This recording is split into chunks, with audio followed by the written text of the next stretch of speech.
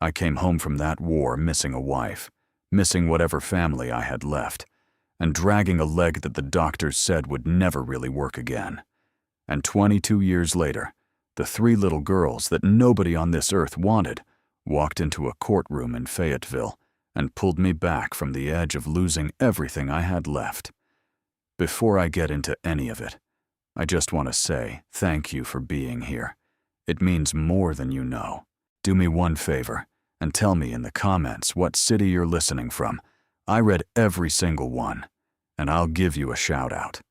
And if the story grabs you, a like and a subscribe keep this little channel breathing.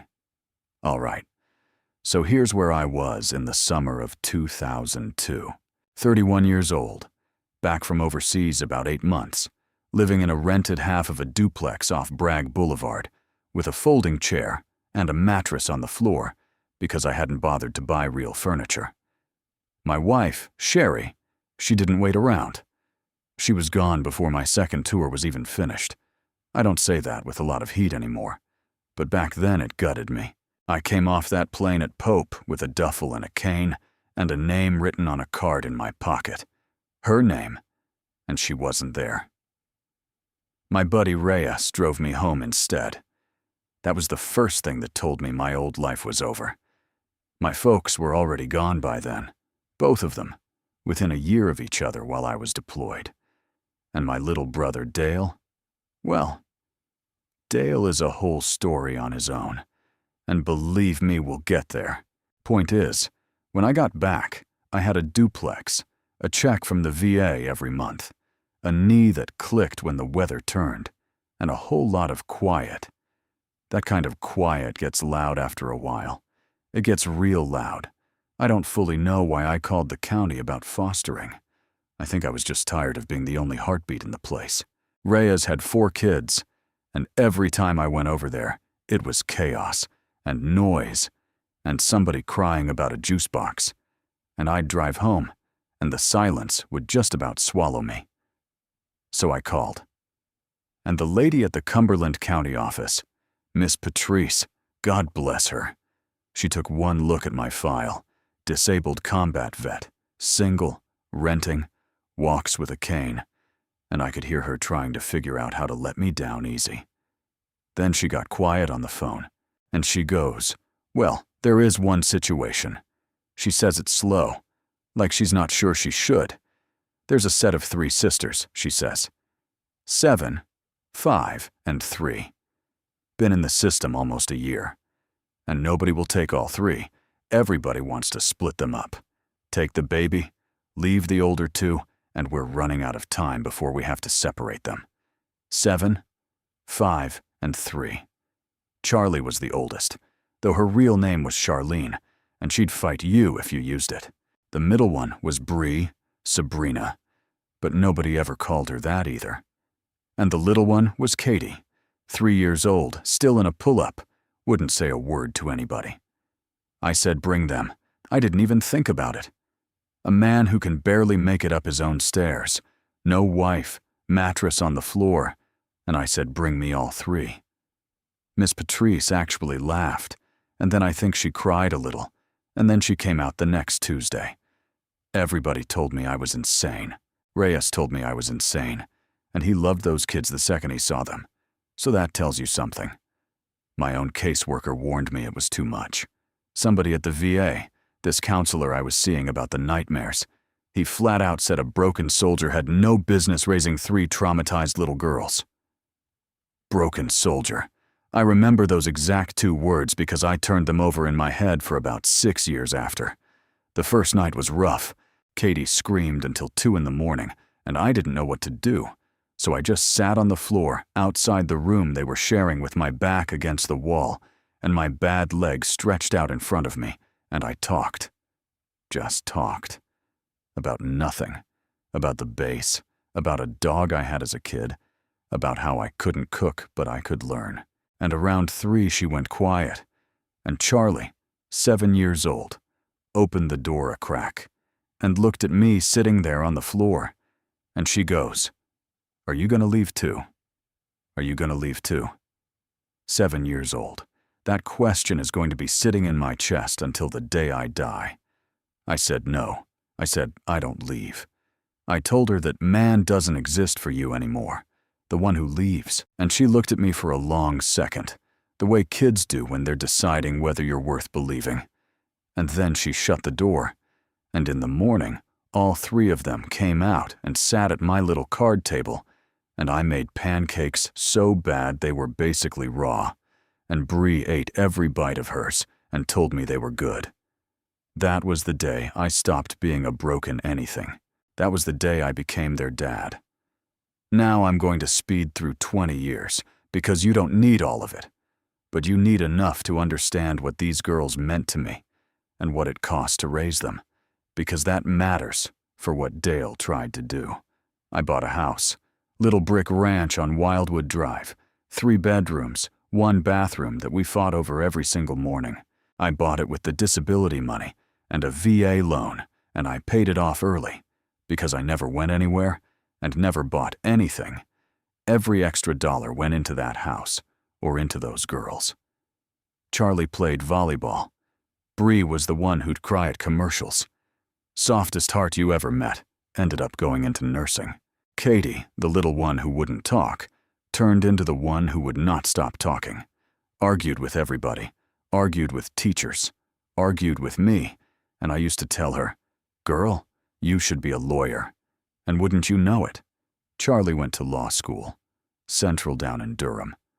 First one in our little family to do any of it. And I sat in that graduation with my cane and my bad leg, and I bawled like a baby, and I did not care who saw. Bree got her nursing license and started at the VA hospital right here in Fayetteville, same one that patched me up, which she thought was the funniest thing in the world. And Katie, my Katie, went and got her paralegal certificate and started working for a firm downtown while she figured out her next move, sharp as a tack, kept a spreadsheet of everything, and I mean everything. That girl never threw away a receipt in her life. Remember that part. It matters. For about 2 good years there, life was calm. My leg was worse, sure. I'd had another surgery. The knee finally gave out completely, and they put hardware in, and I was slower. And yeah, I'd taken a couple of falls. I had my off days where the memory got foggy, especially with the pain meds. I'm not going to pretend I was the man I was at 30, but I paid my own bills, drove my own truck, did my own taxes, lived my own life. I had a power of attorney drawn up, all 3 girls on it, because that's what you do when you get older, and you've got a leg full of titanium. Katie set the whole thing up. Signed, notarized, filed away in that spreadsheet brain of hers.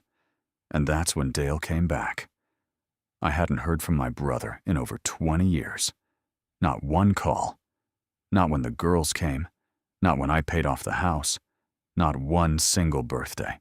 Last I'd known, Dale was out in Gastonia running some kind of scheme. He was always running some kind of scheme, and he'd cleaned out our parents' accounts before they were even in the ground, while I was overseas and unable to do a thing about it. That's the family I came home to. That's what was left.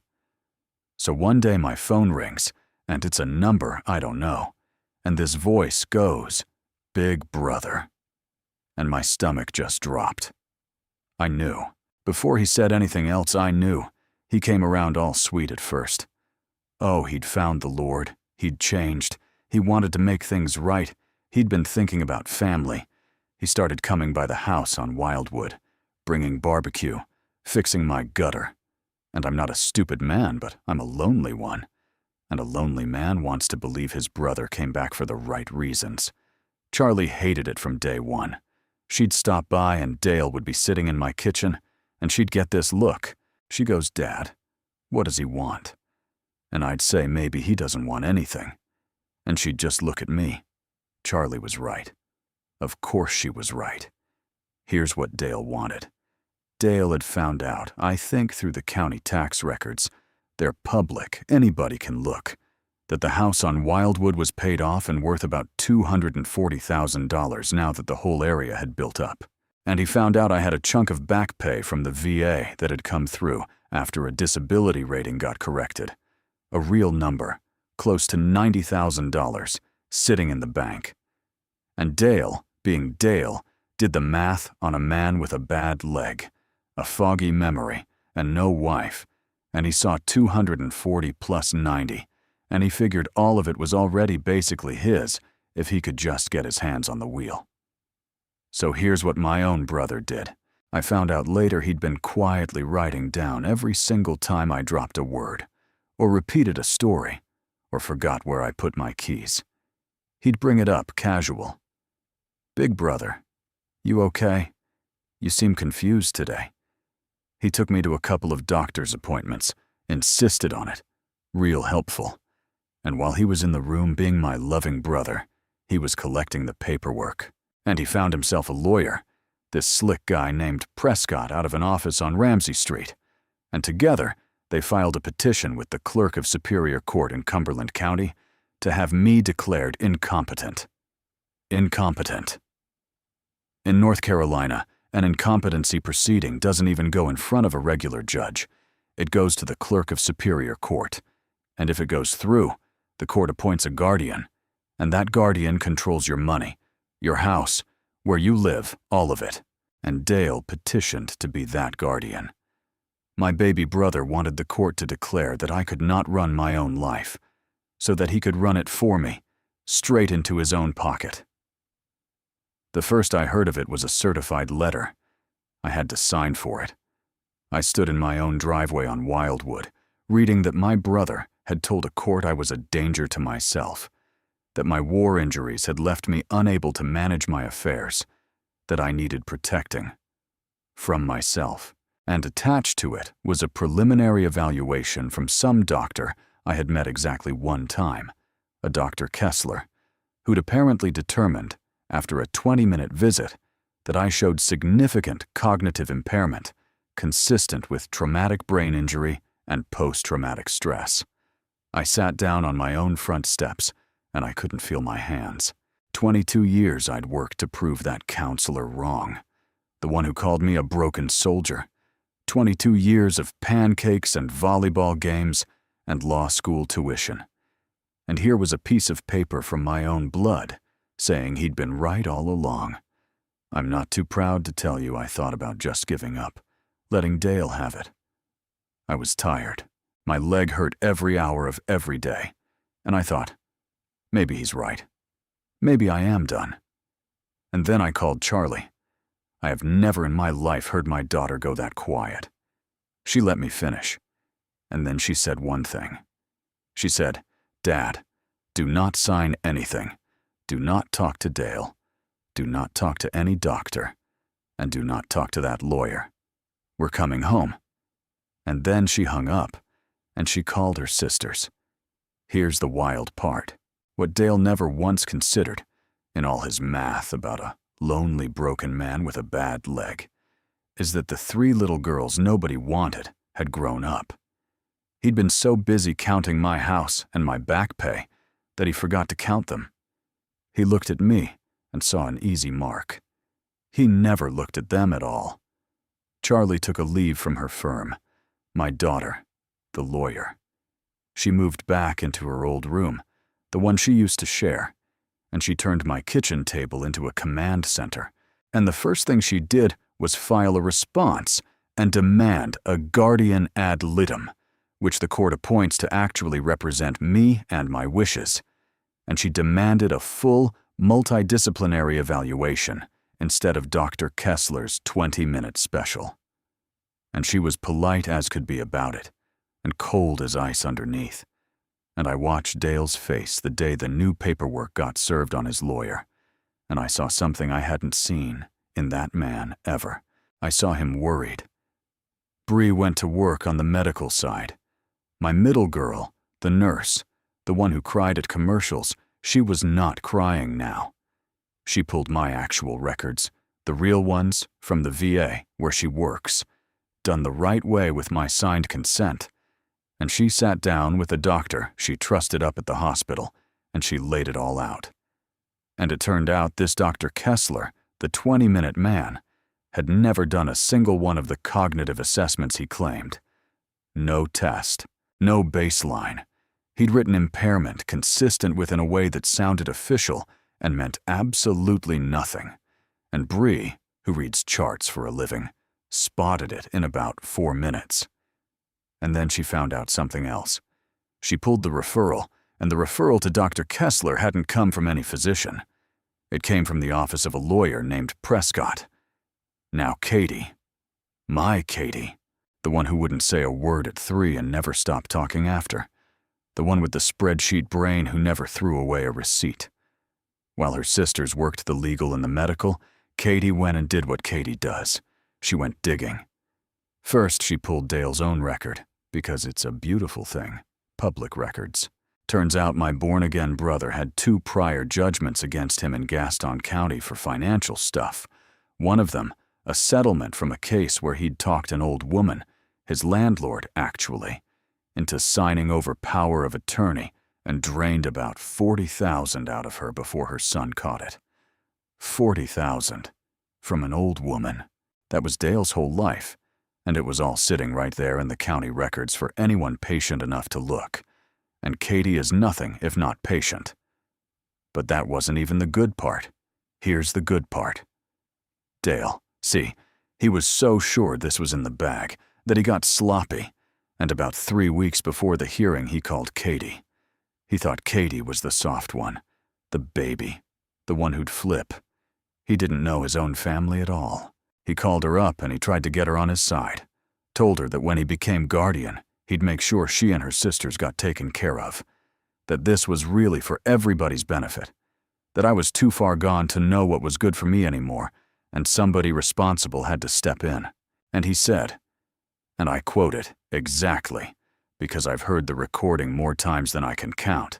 He said, "Look, the old man's sitting on $250,000, and he can barely remember what day it is. That money's just gonna get wasted on him. It might as well go to family that can use it." Katie recorded the whole call. North Carolina is a one-party consent state, which means you can legally record a phone call you're a part of, and my paralegal daughter knew that cold. She just said, "Uh-huh," and "mm-hmm," and let that man talk himself straight into the ground. And the second she hung up, she called Charlie, and Charlie said, "We've got him." The hearing was on a Thursday morning in November, Cumberland County Courthouse, downtown on Dick Street. I put on the one suit I own, the one I bought for Charlie's graduation, and it hung loose on me because I'd lost weight through the whole thing, wasn't sleeping, wasn't eating. My leg was screaming going up those courthouse steps, and I walked in there feeling every one of my 50-plus years and every piece of metal in my body. And I sat down next to Charlie at that table, and across the room, Dale sat next to his lawyer Prescott, looking pink and smug in a golf shirt. And he actually gave me a little nod, like we were still family, like this was just business. And then it started. Prescott went first, and he was smooth. I'll give him that. He talked about my honorable service in a way that made me sound like a museum piece. He talked about the falls, the surgeries, the medications, the memory. He put up Dr. Kessler's evaluation and read the phrase significant cognitive impairment out loud, twice, slow, so it would land. He painted a picture of a sad old veteran who needed a loving brother to step in. And I sat there, and I felt myself shrinking. And I thought, my God, he's going to win. This stranger is going to convince the court that I can't be trusted with my own life. Then it was Charlie's turn. I want you to understand something. I raised this girl. I know every expression on her face. And when my daughter stood up in that courtroom, in a gray suit, with her hands folded, and she looked at the clerk, and she smiled that small, polite smile, I felt the whole room tilt because I know that smile. That is the smile she used to get right before she absolutely wrecked somebody on the volleyball court.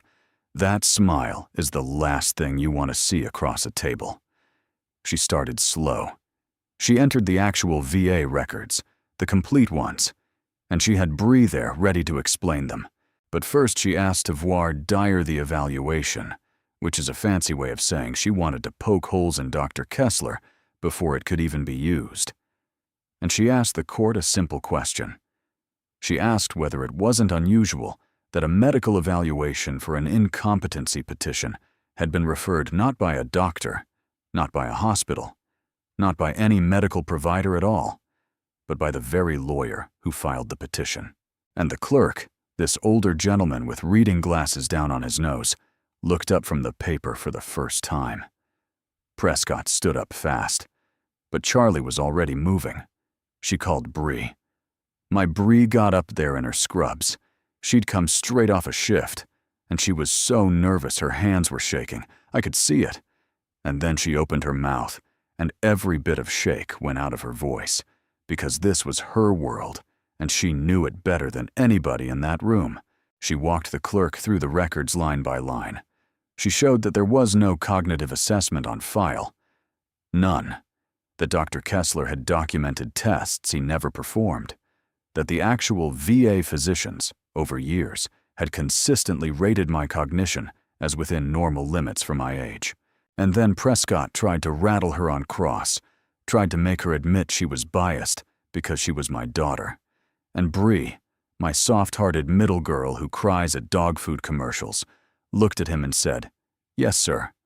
I'm his daughter. I'm also a registered nurse, and I can read a chart. And this one is a lie." You could have heard a pin drop. But Dale still had a shot, because a mean evaluation isn't the same as proving fraud. And Prescott was gearing up to argue that, regardless of the paperwork, I'd had falls, I'd had confusion, I still needed protecting. He was standing there rebuilding it brick by brick, and I saw Dale relax again, just a little, that pink smug settling back in. And then Charlie said, "Your Honor, we'd like to call Katie to the stand, and we'd like to introduce a recorded phone call." Prescott objected so hard I thought he'd hurt himself. He was on his feet hollering about privacy and admissibility, and Charlie, calm as a lake, cited the one-party consent statute and pointed out that Katie was a party to the call, and this was a civil proceeding. And the clerk, who by now was leaning forward with both elbows on the bench, said he'd allow it.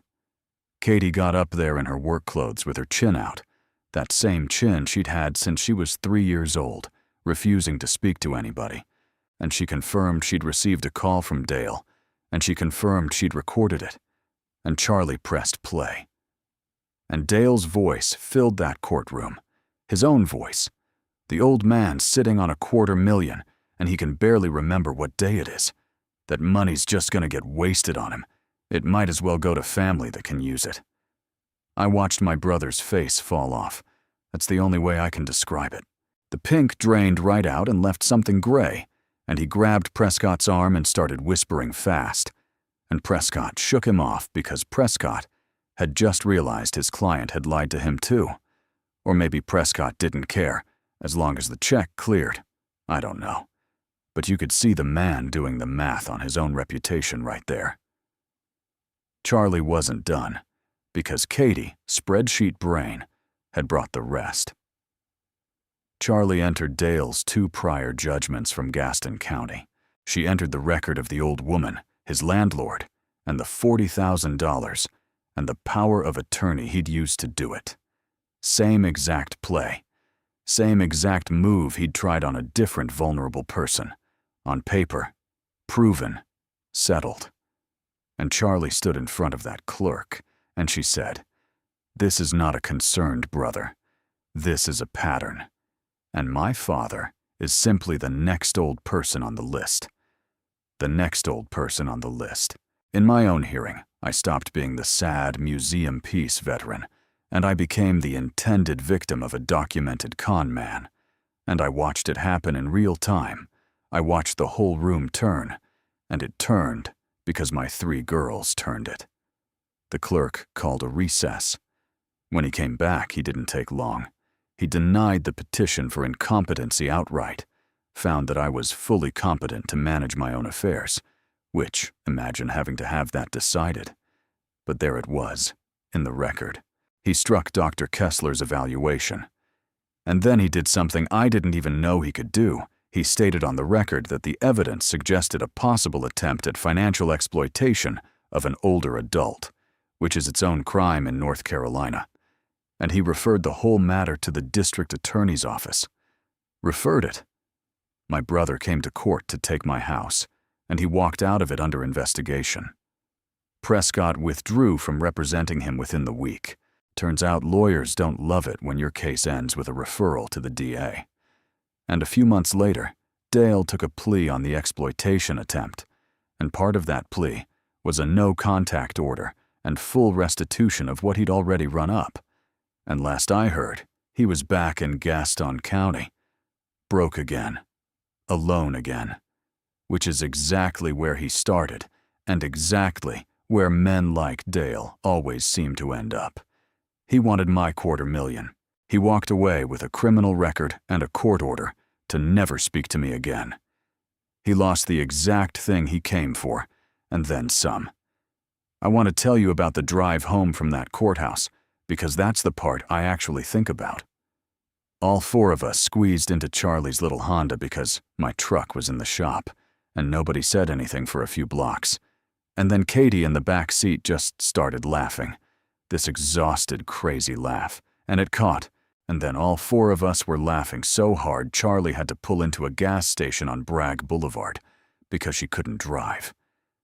And then the laughing turned into something else, the way it does, and we all just sat in that little car in a gas station parking lot and cried. 22 years, from a mattress on the floor and a screaming 3-year-old at 2 in the morning, to my 3 grown daughters sitting in a car having just walked into a courtroom and saved my whole life. I slept that night for the first time in months. Real sleep. I woke up in my own house on Wildwood Drive, the house that was still mine, and it was so quiet. And this time, the quiet didn't try to swallow me. I made coffee in my own kitchen, and I stood at the window, and I breathed out, and I felt about 100 pounds slide off my shoulders and onto the floor, and just stay there. My legs still hurt. My legs always going to hurt. But I stood in my own kitchen, a free man in my own life, and that leg felt like the smallest thing in the world. Charlie went back to her firm. Bree went back to her shifts at the VA. Katie finally quit that paralegal job and enrolled in law school. Said she caught the bug in that courtroom. And I told her, "Girl, I called that when you were 3 years old and refusing to talk to me. You were just saving up all your words for a jury." She laughed and told me to hush. Here's the thing I keep coming back to, and then I'll let you go. All those years ago, a man told me a broken soldier had no business raising children, and for a long time a part of me believed him, believed I was some charity case doing a job I wasn't fit for, that those girls were lucky I came along. But it was the other way around the whole time, and I was too proud or too tired to see it. I didn't rescue them. We rescued each other, slow, over 22 years, one bad pancake at a time, and I just didn't get to find out how much until the day I needed rescuing back. So, if you're out there right now thinking you're too broken, too tired, too far gone to be worth anything to anybody, I need you to hear me. The people you show up for, the ones you carry when it's hard, when nobody's watching, and there's no reward in it, those are the exact same people who'll walk into the room on the worst day of your life and carry you right back. You just have to be there long enough to find out. Take care of each other out there. I'll see you on the next one.